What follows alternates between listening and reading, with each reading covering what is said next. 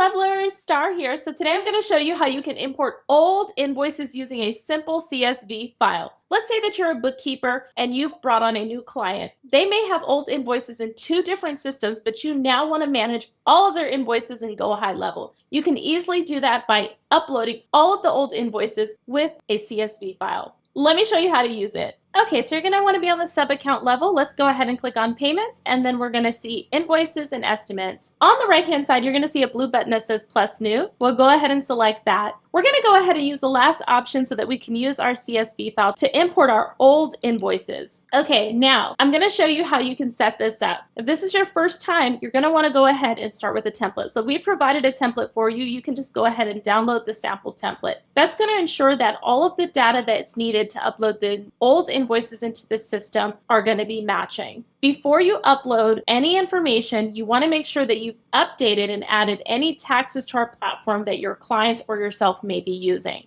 It's also important to note that you cannot have more than 1,000 rows on your CSV file. So if you have more than 1,000 invoices, that's totally fine. You'll just go ahead and import them 1,000 at a time, multiple times. Okay, so now you're going to have the option to click and you can upload, or you can also drag and drop your CSV file. So we're going to go ahead and drag and drop our CSV file, and we'll hit next. Go ahead and select the correct formatting for your actual invoice as for the issue date, and we want to do the same for the due date. We're going to go ahead and select next. Now all of your taxes need to be selected. We're going to add any sales taxes, service taxes, consulting taxes, financial taxes, that or any updated taxes that you or your client may have. So once you have all of your tax rates selected, then go ahead and hit next. You're going to see that in this case, we've imported 3 older invoices to our system. So we're going to go ahead and click Start Import. Once you've imported those invoices, you're going to see that the older invoices are now in your system. For example, we have this maintenance contract.